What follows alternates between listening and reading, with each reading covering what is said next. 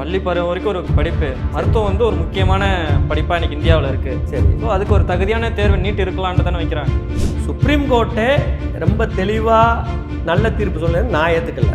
ஏன்னா என்டிஏ அந்த தேர்வு நடந்ததுன்னா புனிதத்தன்மை இழந்து விட்டதுங்கிறது வந்து தப்பு செஞ்சதுலேருந்து சொல்கிறாங்க. ஆனாலும் கேன்சல் பண்ண மாட்டேன்னு சொன்னால் தப்பு நடக்கும், பாதிக்கப்பட்டவன் தான் அடுத்தாட்டி பார்த்துக்கன்னு சொல்கிறது நியாயமே கிடையாது. கருணை மதிப்பெண் போட்டோம்னு சொன்னாங்க. அந்த அவங்க சொல்கிற வாதமே தப்பு. அன்னைக்கு வந்து என்டிஏ நடத்தின நீட்டுக்காக கொடுக்கல, ஆன்லைன் தேர்வில் நடத்த குளறுபடிக்காக தான் அந்த ஜட்ஜ்மெண்ட் வந்தது. அதை இது ஒப்பிடுறதே தப்பு. என்டிஏவோட தலைவர் சுபோத்குமார் சிங் என்ன சொல்கிறாருன்னா, புகார் வந்த அடிப்படையில் 63 மாணவர்களில் 23 பேருக்கு வந்து நீட் எழுத தடை விதிக்கப்பட்டிருக்கு. ஆனால் எந்த சமயத்திலையுமே நீட் தேர்வுடைய புனிதத்தன்மை வந்து பாதிக்கப்படலை அப்படின்னு சொல்கிறார். சந்திரபாபு நாயுடே தேவையில்லை, நிதிஷ்குமாரே தேவையில்லை. மிகப்பெரிய எழுச்சின்னு ஒன்று வந்த இதுக்கு எதிரான போராட்டம் பெரிய அளவில் வெடிச்சுன்னா ஆட்டோமேட்டிக்காக பின்வாங்கிட்டு போயிடுவாங்க. அன்னைக்கு என்டிஏ தலைவராக இருக்கவராக பலிகடாவை கொடுத்துட்டு இதுதான் காரணம்னு முடிச்சுருவாங்க. இது பிஜேபியோட ஒரு டாக்டிக்ஸ். ஏன்னா அரசியல் ரீதியாக கல்வியை வியாபாரமாக மாற்றி எப்படி கைட்டக்காக கொண்டு போய் விற்கிறங்கிறத அதை பண்ணுறான். டிஜிட்டல் தொழில்நுட்பத்தில் வியாபாரத்தை எப்படி நீட் தேர்வு மூலம் பண்ணலாங்கிறத பண்ணுறானே தவிர ஒரு நீதி வழங்குற ஏற்பாடே கிடையாது. டயலாக் நேயர்களுக்கு வணக்கம். நான் நிர்மல். இன்னைக்கு சமீப காலமாகவே நீட் தேர்வு சம்பந்தமான சர்ச்சைகள் எழுந்திருக்கு. இது சம்பந்தம் நம்மோடு பேச இணைந்திருக்கிறார் பத்திரிகையாளர் கண்ணன் அவர்கள். வணக்கம் சார். வணக்கம். இன்னைக்கு தொடர்ச்சியாக நீட் தேர்வு சம்பந்தமான சர்ச்சைகள் வந்து எழுந்துட்டே இருக்கு.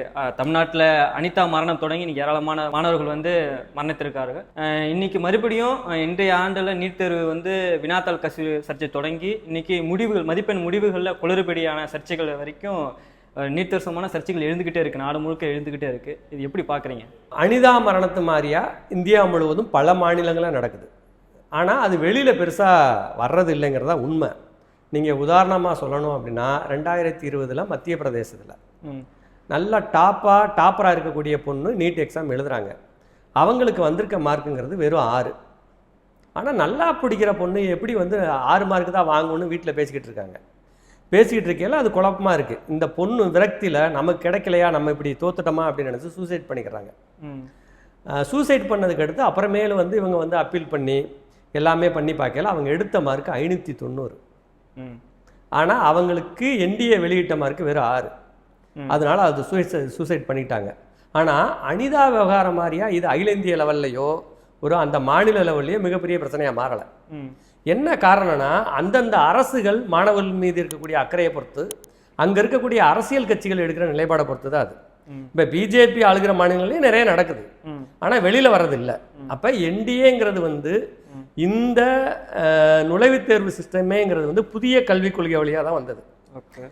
பொதுவாக என்ன கல்வியாளர்கள்லாம் என்ன சொல்கிறாங்கன்னா, இந்த புதிய கல்விக் கொள்கைங்கிறது வந்து ஒரு தரப்பினரை மட்டும் திருப்திப்படுத்துறதுக்கு சாதாரண மக்களை வந்து உயர்கல்வியிலேருந்து வெளியேற்ற ஏற்பாடாக தான் இருக்கும்.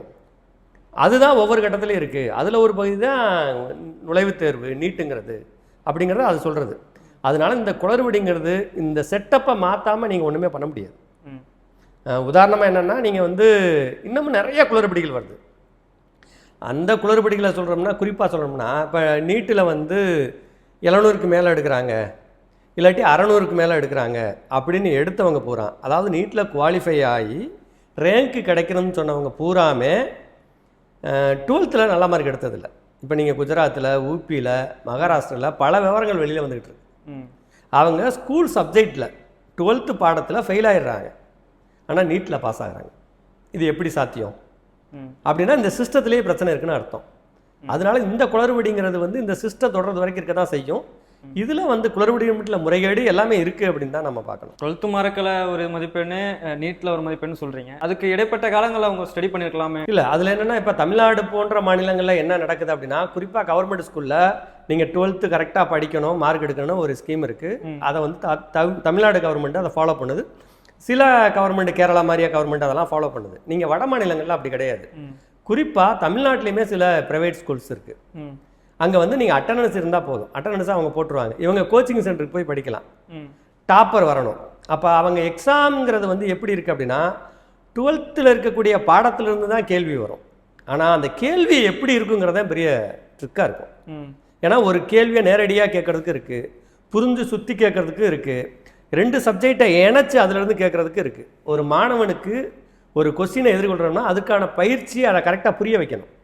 ஆனால் கோச்சிங் சென்டர் பூரா நீட்டில் எப்படி பாஸ் ஆகணும், அதுக்கான ட்ரிக்ஸ் என்ன, டிப்ஸ் என்னங்கிறது மட்டும்தான் கற்றுக் கொடுக்குறாங்க. ஸ்கூலில் கான்செப்ட்டு, பாடம் அதை தான் சொல்லித்தர்றாங்க. இப்போ ரெண்டையும் எனக்கு இருக்கான இடம் எங்கேயுமே கிடையாது. ஈவன் வட மாநிலங்களும் கிடையாது. சில ஸ்கூலில் கிராஸ் கோர்ஸ்னு நடத்துகிறாங்க. அந்த கிராஸ் கோர்ஸில் என்ன இருக்குன்னா, ரெண்டையுமே மேக்கப் பண்ண முடியாது.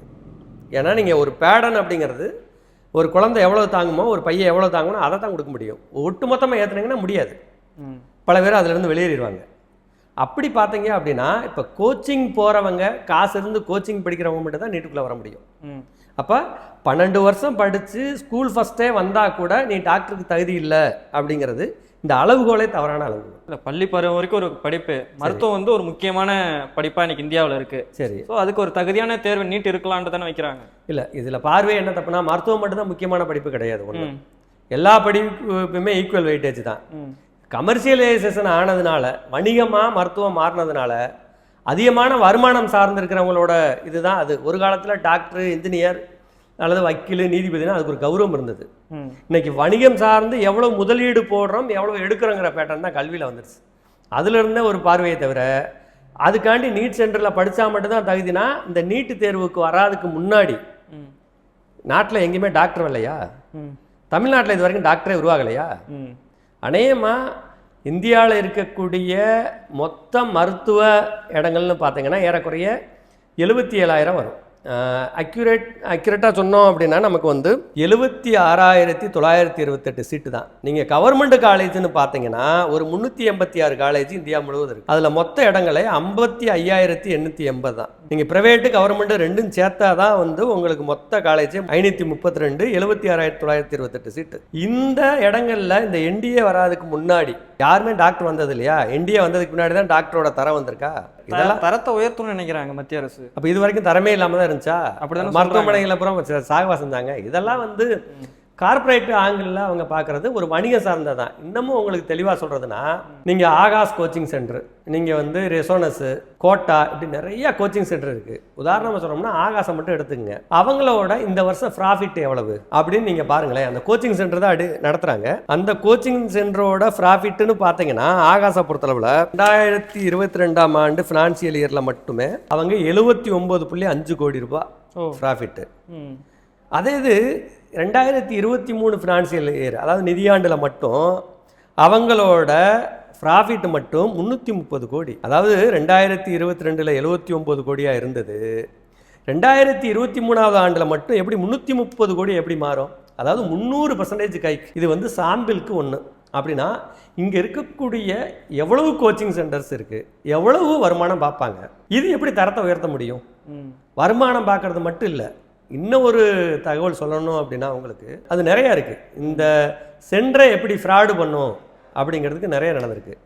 அதே 2020 அஸ்ஸாம் குவாஹாத்தியில் நடந்த ஒரு நீட் எக்ஸாம் சென்டர், அதில் நீல்தாஸுங்கிற ஒருத்தர் ஒரு 21 லட்சம் செலுத்தி தொடர்ந்து நீட்டில் படிக்கிறாரு, பாஸ் ஆக முடியல. அப்போ என்ன நடக்குது அப்படின்னா, அந்த கோச்சிங் சென்டர்லேருந்து ஒரு ஏற்பாடு பண்ணுறாங்க. ஆக்சுவலி என்டிஏ நடத்துது அப்படின்னா, என்டிஏ வந்து ஒரு கவர்மெண்ட்டு கீழே இருக்கக்கூடிய ஒரு ஏஜென்சி. ஆனால் இது நடக்கிறது பூராமே ஒரு கவர்மெண்ட் பாடியில் தான் இந்த எக்ஸாம் நடக்குதானா? இல்லை, நீங்கள் டிசிஎஸ் தான் எல்லா இடத்துலையும் நடக்கிறாங்க. அந்த ஸ்கேமில் என்ன நடந்ததுன்னா, இந்த அஸ்ஸாமில் வந்து நீல்தாஸ் எடுத்த மார்க் டாப்பராக இருந்தாப்புல 99.8%, 99.8%. அது எப்படி எடுத்தார்னு பார்த்தீங்கன்னா, அந்த எக்ஸாமை நடத்தக்கூடிய டிசிஎஸ், டாடா கன்சல்டன்சி சர்வீஸ் என்ன பண்ணாங்கன்னா, அவங்களுக்கு கோஆப்ரேட் பண்ணி சப்டைட்டில் கொடுத்து அதை பண்ணாங்க. அந்த ஸ்கேமை பிடிச்சி அவங்களையும் அரெஸ்ட் பண்ணாங்க, அவங்க மேலே வழக்கு பதிவு பண்ணாங்க. அப்போ இப்படி நடந்துனா மட்டும் டாக்டரோட தடம் வந்து பல மடங்கு கூடிருமா? இவங்க தான் உண்மையான டாக்டரா? இல்லை, என்டி என்ன சொல்லுதுன்னா, இப்போ 67 மாணவர்கள் வந்து இந்தியா முழுக்க வந்து 720க்கு 720 மதிப்பெண் எடுத்திருக்கிறாங்க. அது வந்து கொண்டாட வேண்டிய விஷயம் அந்த மாதிரியான பார்க்குறாங்க. இதில் எந்த குளறுபடிகளும் இல்லை, நடக்கலை அப்படின்னு திட்டவட்டமாக மறுக்கிறாங்க. அதுவே அயோக்கியத்தனங்கிறது சுப்ரீம் கோர்ட்டில் ப்ரூஃப் ஆயிடுச்சு. ஒரு பேசிக்கான விஷயம் என்ன அப்படின்னா, இதை வந்து ஒரு 5ஆம் வகுப்பு படிக்கிற பையன்ட்ட கூட இது என்ன விவகாரம் கூட எவனும் ஏற்றுக்க மாட்டான். ஒரு குறைஞ்சபட்ச அறிவு இருக்க கூட ஏற்றுக்க மாட்டாங்க. எப்படின்னு கேட்டிங்கன்னா, 180 கொஸ்டின், ஒரு கொஸ்டினுக்கு 4 மார்க், அப்படின்னா மொத்தத்துக்கு 720 மார்க் வரும். ஆனால் ஒரு கொஸ்டினுக்கு 4 மார்க்குனா 720 மார்க். அப்போ ஒரு கொஸ்டின் தப்பாச்சுன்னா எவ்வளோ வரும்? 716 மார்க் வரும். ஒரு கொஸ்டின் எழுதாமல் விட்டா நீங்கள் நெகட்டிவ் மார்க்குக்கு வந்து 25%. அதாவது 4 மார்க் எடுத்தீங்க அப்படின்னா 1 மார்க் தப்பாகுதுன்னா அந்த 1 மார்க் மட்டும் வராது, 1 மார்க் மைனஸ் ஆகும். அப்படின்னு பார்த்தீங்கன்னா நீட்டு தேர்வில் 720 எடுக்கணும், அதுக்கடுத்து 716 எடுக்கணும். கொஸ்டின் விட்டுருந்தா கொஸ்டின் தப்பாக இருந்துச்சுன்னா 715 தான் எடுக்க முடியும். 718 19 எடுக்கவே முடியாது, சாத்தியமே கிடையாது. சிஸ்டம் தான். அந்த நேர பற்றாக்குறையால் நேரத்தை இழந்த தேர்வு எழுதிய மாணவர்களுக்கு தான் அந்த கருணை மதிப்பெண் போட்டு இருக்கிறோம். அதனால தான் இப்படி மதிப்பெண் உயர்வதற்கான காரணம்னு சொல்றாங்க. அந்த கருணை மதிப்பெண் சம்பந்தமா இப்போ வரைக்கும் கிளியர் கட்டா கருணை மதிப்பெண் எந்த அடிப்படையில் போட்டாங்க, எங்க முடிவெடுத்தாங்க, எவ்வளவு மதிப்பெண் கொடுத்தாங்கன்னு இப்போ வரைக்கும் எதுவுமே இல்லை. அதில் தான் மாட்டிக்கிட்டாங்க. சுப்ரீம் கோர்ட்டில் அதுதான் மாட்டிக்கிட்டாங்க, வேற வழி இல்லை. சுப்ரீம் கோர்ட்டே ரொம்ப தெளிவாக நல்ல தீர்ப்பு சொல்ல நான் ஏற்றுக்கல. ஏன்னா என்டிஏ அந்த தேர்வு நடந்ததுன்னா புனிதத்தன்மை இழந்து விட்டதுங்கிறது வந்து தப்பு செஞ்சதுலேருந்து சொல்கிறாங்க. ஆனாலும் கேன்சல் பண்ண மாட்டேன்னு சொன்னால் தப்பு நடக்கும், பாதிக்கப்பட்டவன் தான் அடுத்தாட்டி பார்த்துக்கன்னு சொல்கிறது நியாயமே கிடையாது. அதுக்கு என்ன சொல்யூஷன் அப்படின்னு ஒன்று இருக்குது. அந்த என்டிஏ சொல்கிற குளறுபடிங்கிறது என்ன குளறுபடி சொல்கிறாங்க அவங்க, நாங்கள் வந்து கொஸ்டின் பேப்பரை வந்து கொடுக்கறதுக்கு லேட் ஆயிடுச்சு, சிலது வேற மொழி கொஸ்டின் பேப்பரை கொடுத்துட்டோம், சில இடத்துல கிழிஞ்சிருச்சு, இந்த 3 காரணம் தான் சொல்கிறாங்க. என்ன கேள்வினா இதே பிரச்சனையில் தமிழ்நாட்டில் பல சென்டரில் நடந்தது, அவங்கள யாருமே இவங்க கன்சிடர் பண்ணலை. அப்படி பாதிக்கப்பட்டவங்க எல்லா பேருமே சுப்ரீம் கோர்ட்டு போக முடியாது. சுப்ரீம் கோர்ட்டு போகிற அளவுக்கு இருந்தது அப்படின்னா இன்னைக்கு எத்தனை பேரால முடியும் ஒன்று. ஆனால் வட மாநிலங்களில் அப்படி போன எல்லாத்துக்கும் கொடுத்துருக்காங்க. இன்னும் ஒரு கேள்வி என்னன்னா, இப்படி கொடுக்குறோம்னு சொன்னதுக்கு அவங்க சொல்கிற காரணங்கிறது வந்து நாங்கள் அநேகமாக 2018 ஒரு சுப்ரீம் கோர்ட்டோட ஜட்ஜ்மெண்ட்டை ஒட்டி தான் அதை ஃபாலோ பண்ணி தான் இது மாதிரியா நாங்கள் கருணை மதிப்பெண் போட்டோம்னு சொன்னாங்க. அந்த அவங்க சொல்கிற வாதமே தப்பு. அன்னைக்கு வந்து என்டிஏ நடத்தின நீட்டுக்காக கொடுக்கல, ஆன்லைன் தேர்வில் நடத்த குளறுபடிக்காக தான் அந்த ஜட்ஜ்மெண்ட் வந்தது. அதை இது ஒப்பிடுறதே தப்பு. ஒன்று அதான் இப்போ ரத்து பண்ணியிருக்கிறாங்க அந்த கருணை மதிப்பெண், அதனால தான் ரத்து பண்ணியிருக்காங்க. நீங்கள் எந்த அடிப்படையில் கொடுத்தீங்கிற கேள்வி இருக்குது. இன்னொன்று நான் கேட்குறேன் என்னென்னா, இப்போ மட்டும் இல்லை 2022 இதே குளறுபடி வந்துச்சு. பல இடங்களில் ஆன்லைனே ஒர்க் ஆகலை, அந்த டயத்துக்கு ஒர்க் ஆகலை, ஃபங்க்ஷன் ஆகலை, நிறைய கம்ப்ளைண்ட் வந்துச்சு.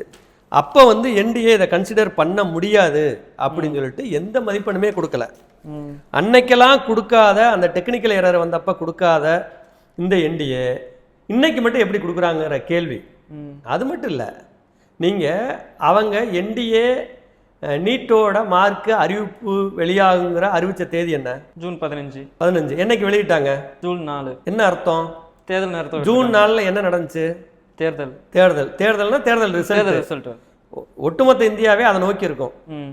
அந்த வகையில் விட்டுட்டோம்னா இவங்க செஞ்ச அயோக்கியத்தனம் எதுவுமே தெரியாதுன்னு விட்டாங்க. திசை திருப்பதுக்காக இது பண்ணதான். திசை திருப்பம் மறைக்கிறதுக்காக தான் அந்த டெட்டில் விட்டாங்க. அப்படினாலும் சிக்கிக்கிட்டாங்க. அதுதான் உண்மையை தவிர இவங்க சொல்ற மாதிரியா அது இப்படி இது இப்படி கருணை அதெல்லாம் ப்ராடு. நீங்க இன்னும் ஒன்று நுட்பமா பார்த்தீங்கன்னா, இது தரத்தை மேம்படுத்துறதுக்காக இந்த எக்ஸாமே கிடையாது, தரத்தை சீரழிக்கிறதுக்கான எக்ஸாம். நீங்க உதாரணமா பார்த்தீங்கன்னா ஏறக்குறைய 23 லட்சம் பேர் இந்த வட்டம் எழுதியிருக்காங்க எக்ஸாம். ஆமா, 23 லட்சம் பேர்ல குவாலிஃபை ஆனவங்கன்னு பார்த்தீங்கன்னா ஏறக்குறைய ஒரு 13 லட்சம் பேர், அதாவது 23,30,000 பேர் எழுதியிருக்காங்க. குவாலிஃபை ஆனவங்க 13,16,000 பேர். ஆனால் மொத்தம் இருக்கிற சீட்டு எவ்வளவு? 77,000 சீட்டு தான் அதிகபட்சம், இந்தியா முழுவதும் பிரைவேட்டு தனியார் எல்லாமே சேர்த்து. அப்போ 13 லட்சம் பேர் எப்படி 77,000 சீட்டை நீங்கள் பகிர்மானம் செய்ய முடியும்? இது என்ன மோசடி?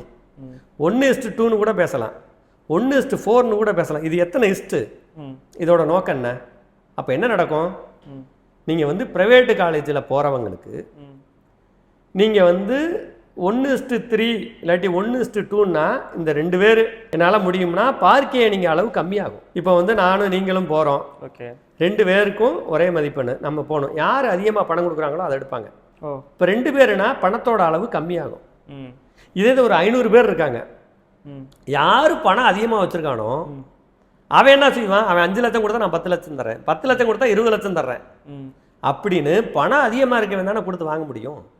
அப்போ இது வந்து மெடிக்கல் சீட்டு வியாபாரத்தை பிரைவேட்டுக்காண்டி கூட்டி கொடுக்கறதுக்காண்டி ஏற்படுத்தப்பட்ட வழியை தவிர நியாயமான தகுதியின் அடிப்படையில் தேர்வுக்கான எந்த நியாயமும் கிடையாது. அதான் உச்சநீதிமன்றம் என்ன சொல்லுதுன்னா, அந்த நீட் தேர்வோட புனிதத்தன்மை பாதிக்கப்பட்டதுன்னு சொன்னப்ப என்டிஏவோட தலைவர் சுபோத்குமார் சிங் என்ன சொல்றாருன்னா, புகார் வந்த அடிப்படையில் 63 மாணவர்கள்ல 23 பேருக்கு வந்து நீட் எழுத தடை விதிக்கப்பட்டிருக்கு. ஆனா எந்த சமயத்திலுமே நீட் தேர்வோடைய புனிதத்தன்மை வந்து பாதிக்கப்படலை அப்படின்னு சொல்றாரு. சரி, ரைட்டு. இவர் புனிதத்தன்மை பாதிக்கப்படலைங்கிறது வந்து 718 19 மார்க் எப்படி போட்டங்கிறதுக்கு நீங்கள் பதிலே சொல்லாத வரைக்கும் அதில் எந்த புனிதத்தன்மை, அந்த புனிதம் எங்கே இருக்குது அப்படிங்கிறத ஒன்று சொல்லணும். ஒன்று இன்னும் ஒரு கொஸ்டின் என்ன இருக்குது அப்படின்னா, நீங்கள் 67 பேர் முழு மதிப்பெண், அது கூட பிரச்சனை இல்லை. ஹரியானான்னு நினைக்கிறேன், ஹரியானாவில் ஒரே சென்டரில் எழுதின 6 மாணவர்களுக்கு ஃபுல், அதுவும் ஒரே அடுத்தடுத்து வருது அப்படிங்கிறது. அது அப்படி எழுதுனாங்க இப்படி எழுதுனாங்கன்னு நீங்கள் சொல்லுவீங்களா? என்ன அடிப்படையில் அதை நியாயப்படுத்துவீங்க? அதெல்லாம் விடுங்க. 650 மார்க்கில் இருந்து 720 மார்க்குள்ளே எடுத்தவங்க கடந்த ஆண்டு 7000 பேர் மொத்தம். ஆனால் இந்த ஆண்டு வந்து 35,000 பேர். அதாவது வளர்ச்சிங்கிறது இல்லாட்டி அதோட தன்மை உயர்வுங்கிறது படிப்படியாக தான் இருக்க முடியும். ஓகே, ஒரு லாங் ஜம்ப்பாக அப்படி ஆகுது அப்படின்னா அங்கே ஏதோ பெரிய பிரச்சனை நடந்துக்குன்னு அர்த்தம். இப்போ என்ன ஆகும், 650 இருந்து 720 வரைக்கும் எடுத்தவங்க 35,000 பேர். பல பேர் என்ன நினைக்கிறாங்கன்னா, 600 மார்க் எடுத்துட்டா நமக்கு சீட்டு கிடைக்குன்னு நினைக்கிறாங்க. 600 மார்க் எடுத்ததுன்னா முன்னாடி வந்து கவர்மெண்ட் காலேஜில் வந்து நமக்கு நல்ல மெடிக்கல் சீட்டு கிடைக்கும் அப்படின்னு நினச்சாங்க. இப்போ 650லேருந்து 720க்குள்ளேயே 35,000 பேர் இருக்கான். அப்போ என்ன ஆகும், கட் ஆஃப் மதிப்பெண்ணுங்கிறது வந்து இவங்க போட்டிருக்க ஆளு தான் உள்ளே போக முடியும், சாதாரண ஆள் போக முடியுமா? அப்போ இதை விட மோசடி என்ன வேணும்? இதில் என்ன புனிதத்தன்மை இருக்க முடியும்? தேர்வில் பாஸ் ஆனாலும் காலேஜ் சேர முடியாதுன்றீங்க. எப்படி நீங்கள் வந்து எலிஜிபிள்னு சொல்கிறா 13 லட்சம் பேர் நீங்கள் நீட் தேர்வு கிளியர் பண்ணிட்டீங்க. கிளியர் பண்ணிட்டீங்கன்னா என்ன அர்த்தம்? சீட்டு கிடைக்கும் தான் நினைப்பாங்க. நம்ம அண்ணாமலை கூட போன எலெக்ஷன்ல ஒன்று பண்ணாரு. பக்கத்தில் இருக்க ஒருத்தன் சொன்னா நீ காலில் விழு அப்படின்னு, அந்த ரெட்டின்னு நினைக்கிறேன், காலில் விழுக சொல்லி என்னென்னமா படம்லாம் கொடுத்து அந்த பொண்ணு பாவம் இதே மாதிரி ஏமாத்தினாங்க. ஒரு ஏமாத்துறது இல்லை, பல ஏமாத்து பண்ணாங்க. தேர்தல் பிரச்சாரங்கள்லயே நீட் தேர்வுலாம் எந்த வகையிலும் ரத்து பண்ண முடியாது. ஒரு பொதுமக்கள் கேட்குறப்ப திட்டவட்டமா அப்பயே சொன்னார் தேர்தல் பிரச்சாரத்திலே. அதே இன்னைக்கு பத்திரிகையில் வருதுல்ல, நீட்டு பிளஸ் கூட்டு ஈக்குவல் டு அண்ணாமலை தோல்வின்னு அதானே வருது. இப்போ நீட்டும் நீங்கள் வந்து கூட்டு எடுத்து அவங்க சொன்னார், இதனால எங்கள் கட்சி தோத்தாலும் பரவாயில்ல, என்ன ஆனாலும் பரவாயில்ல, நீட்டை ரத்து செய்ய முடியாது. எந்த நீட்டை ரத்து செய்ய முடியாதுன்னு சொல்கிறாருன்னா, மிகப்பெரிய ஊழல் நடக்கக்கூடிய இந்த நீட்டை தான் ரத்து செய்ய முடியாதுங்கிறாரு. இவங்களுக்கு இதெல்லாம் ஒன்றும் புதுசே கிடையாது. நீங்கள் என்டிஏ மட்டும் ஊழல் கிடையாது. மத்திய பிரதேசத்தில் 90களில் வியாபம் ஊழல்னு வந்துச்சு. இதே மாதிரியாக தான் என்ன இருக்கும் அப்படின்னா, அவங்க வந்து அதாவது அரசு பணிக்கு தேர்வு, உயர்கல்வி நிலையங்களுக்கான தேர்வு, இது மாதிரியே போட்டித் தேர்வுகள் நடத்தக்கூடிய பிரைவேட் ஏஜென்சி. இன்னைக்கு என்டிஏங்கிறது ஒரு ஏஜென்சி, கவர்மெண்ட் கீழே இருக்கிறது, நடத்துறது பூரா பிரைவேட்டு. நீங்கள் டிசிஎஸ் தான் நடத்துறாங்க, கவர்மெண்ட் இன்ஸ்டியூஷன் நடத்துறது கிடையாது. அதனால கோச்சிங் சென்டர் தான் லாபம் சம்பாதிக்கிறாங்க. கோச்சிங் சென்டர் இல்லை, அது ஒரு கூட்டு கொள்ளை, அவ்வளோதான். ஒரு கூட்டு கொள்ளை தான் அதுக்கு பேர். அது எப்படி வேணாலும் நீங்கள் எடுத்துக்கலாம். அது மாதிரி அன்னைக்கு வியாபம் என்ன நடந்துச்சு? 90ல் நடந்தது. 2011 அறிக்கை கொடுத்தான். அறிக்கை கொடுக்கறதுக்கு பின்னாடி ஏறக்குறைய ஒரு 45 பேர் அந்த முறைகேட்டில் இருந்த எல்லாம் கைங்களவும் பிடிபட போகிறான். எப்படி சேர்த்தானே யாருக்கும் தெரியாது. மர்மமான முறையில் தான் எல்லாம் சேர்த்தான். அதில் குறிப்பாக பிஜேபி ஆர்எஸ்எஸோட உயர்மட்ட தலைவர்கள் எல்லாம் சம்மந்தப்பட்டிருந்தான். இப்போ பாஜக கூட்டணியில் இருக்கக்கூடிய ஷிண்டே தலைமையிலான சிவசேனா கட்சி, மகாராஷ்டிராவில் கூடிய ஷிண்டே கட்சி வந்து நீட் தேர்வுக்கு ரத்து செய்யணும்னு சொல்லிட்டு கோரிக்கை வச்சிருக்கிறாங்க. அதான் அது என்ன பிரச்சனை அப்படின்னா, நீங்கள் எது ஒன்று பொதுமக்கள் மத்தியிலையோ இல்லை மாணவர்கள் மத்தியிலையோ ஒட்டுமொத்த எதிர்ப்பு நீங்கள் வரையலை, அதுக்கு ஆதரவு கொடுத்தா எக்ஸ்போஸ் ஆகிடுவான். ஏபிபி கொடியை தூக்கி ஆர்ப்பாட்டம் பண்ணுறான். என்ன காரணம்? ஏன்னா நீங்கள் எப்பயுமே முறைகேடு நடக்கையில் என்ன இருக்குன்னா, வலுத்தவங்க தான் ஓங்கும். அதிகாரம் மிக்கவர் வலுத்தவர்கள் தான் இருக்கும். நீங்கள் அதில் யாருங்கிற போட்டி வரையில வெளியில் எக்ஸ்போஸ் ஆகும். எந்த ஒரு ஊழலாக இருந்தால் கூட இது வரைக்கும் வந்திருக்க எல்லா ஊழலுமே போட்டியில் தான் வெளியில் வருமே தவிர, ஒரு பெரிய இன்வெஸ்டிகேஷன் ஜேர்னலிஸ்டில் வந்தது ரொம்ப கம்மி தான், அவங்களே போட்டு கொடுப்பாங்க. அப்படி வந்ததான் இது. நீங்கள் எல்லா பேரும் பாதிக்கையில் வந்து புனிதத்தன்மைன்னு சொல்ல முடியாது. நீங்கள் இந்த வட்டம் ரொம்ப முக்கியமான விஷயம், இவன் போட்ட மதிப்பெண்ணு தான். அதில் எல்லா பேரும் மாட்டிக்கிட்டாங்க. அதை எந்த விதத்துலையும் நியாயப்படுத்த முடியாது. எந்த பிஜேபி தலைவராவது அண்ணாமலை நீட்டுனா பெரிய புனிதத்தன்மை வாய்ந்த தரத்தை இன்னைக்கு இவர் 718 எப்படி வந்ததுன்னு சொல்ல முடியுமா? 719 மார்க் எப்படி படாயின்னு சொல்ல முடியுமா? நீட் தேர்வு சம்பந்தமா எதுவுமே பேசல. அவர் எப்படி பேசுவாரு? முழுந்து நடந்து விட்டு முக்காடு ஓட்டு என்ன பிரயோஜனம்? இல்ல முழுசும் நடந்தாச்சு, முக்காடு ஓட்டாப்புல தெரியாம போமா?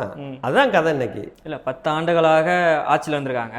அப்ப வந்து தனி பெரும்பான்மையாக இருந்தாங்க. ஆனா இப்ப வந்து கூட்டணி கட்சிகளோட ஆதரவுல தான் ஆட்சியில் இருக்கிறாங்க. இந்த சமயத்துல நீட் தேர்வு ரத்து செய்யலாம்னு எதிர்பார்க்கலாம்ல? இல்லை, நீங்கள் அப்படி சொல்ல முடியாது. நீங்கள் அவங்களுக்கு ஆதரவு தெரிவிக்கக்கூடிய தெலுங்கு தேசமாக இருக்கட்டும், நிதிஷ்குமாராக இருக்கட்டும், கொள்கை சார்ந்து ஜனங்க நலனுக்காக தலைகீழ நிற்பாங்களாம் எதிர்பார்க்க முடியாது. ஏன்னா அவங்களுக்கு சில தேவைகள் இருக்குது, அவங்களால இவங்களுக்கு சில தேவைகள் இருக்குது. நீங்கள் வந்து அப்படி பார்க்குறதா இருந்தால் எத்தனை மாநிலங்களில் இந்தியாவில் இதுக்கு முன்னாடி நீட்டுக்கு எதிரான மிகப்பெரிய போராட்டம் நடந்தது, குரல் கொடுத்தாங்க. நீங்கள் அதாவது ஜனங்க எழுச்சி வந்தால் மட்டும்தான் எல்லா அரசும் பணியும். சந்திரபாபு நாயுடே தேவையில்லை, நிதிஷ்குமாரே தேவையில்லை. மிகப்பெரிய எழுச்சின்னு ஒன்று வந்த இதுக்கு எதிரான போராட்டம் பெரிய அளவில் வெடிச்சுன்னா ஆட்டோமேட்டிக்காக பின்வாங்கிட்டு போயிடுவாங்க. அன்னைக்கு என்டிஏ தலைவராக இருக்கிறவரா பலிகடாவை கொடுத்துட்டு இதான் காரணம்னு முடிச்சிருவாங்க. இது பிஜேபியோட ஒரு டாக்டிக்ஸு. என்னை பொறுத்தளவில் அது ஏதோ தப்பான சிந்தனையோடு நம்ம இருக்கோம். நீங்கள் ஒரே விஷயந்தாங்க இதில், அறுதி பெரும்பான்மை பாஜகவுக்கு அங்கே இல்லை, கூட்டணி கவர்மெண்ட் தான் அமைக்குது அப்படின்னா ஒரு விஷயந்தான் பண்ண முடியும். ஒரு முக்கியமான மசோதாக்கள், அதாவது 3/2 பங்கு இருந்தால் தான் அந்த மசோதாவை நீங்கள் நிறைவேற்ற முடியும் அப்படிங்கிறதுல மட்டும்தான் அவங்க பண்ண முடியாது. அதர்வைஸ் இது மாதிரியே விஷயத்திலலாம் முடிஞ்சளவு என்னெல்லாம் பண்ணணுமா பண்ணுவாங்க. என்னோட தனிப்பட்ட மதிப்பீடு, இந்த அறுதி பெரும்பான்மையுமே கொஞ்ச காலத்தில் வாய்ப்பு கிடைச்சா யாரையாவது உடச்சி மொத்த கட்சியும் சேர வச்சு வந்தாலும் ஆச்சரியப்படுறதுக்கு இல்லை. பிஜேபி அரசு ஒன்றும் சாதாரண ஆட்கள் கிடையாது. ஏன் அப்படின்னா ஒரு 10 ஆண்டு காலமாக ஒரு அஜெண்டாவை கொண்டு வந்து நிப்பாட்டியாச்சு. இன்னும் ஒரு 5 வருஷம் கேப் விட்டுட்டு அதுக்கடுத்து பண்ணலாங்கலாம் யோசிக்க முடியாது. எல்லா வாய்ப்பையும் பயன்படுத்தக்கூடியவங்க மட்டும் இல்லை, அதிகாரத்தை அடையிறதுக்கு என்ன வேணாலும் செய்யக்கூடிய ஒரு அமைப்பு தான் ஆர்எஸ்எஸ். அதோட கொடுக்கு தான் பாஜக. அதனால அந்த கொடுக்கு எப்போ எப்படி போடுங்கிறது யாருக்கும் தெரியாது. நீட் தேர்வை திட்டமிட்டு அரசியல் படுத்துறாங்களோ? திட்டமிட்டு அரசியல் படுத்துறதில்ல, திட்டமிட்டு கல்வி வியாபாரத்துக்காக செய்யப்பட்ட ஒன்று. ஏன்னா அரசியல் ரீதியாக கல்வியை வியாபாரமாக மாற்றி எப்படி கைட்டக்காக கொண்டு போய் விற்கிறங்கிறத அதை பண்ணுறான். டிஜிட்டல் தொழில்நுட்பத்தில் வியாபாரத்தை எப்படி நீட் தேர்வு மூலம் பண்ணலாங்கிறத பண்ணுறானே தவிர ஒரு நீதி வழங்குற ஏற்பாடே கிடையாது. அப்படி தான் பார்க்கணும். நம்ம தொடர்ந்து பேசுவோம். நீட் தேர்வு லாப நோக்கத்துக்காக தான் செயல்படுகிறது என்பதை உங்களோட கருத்தை தொடர்ந்து பார்ப்போம். நீட் தேர்வான சர்ச்சை எப்படி போகிறது காத்திருந்து பேசுவோம். நன்றி.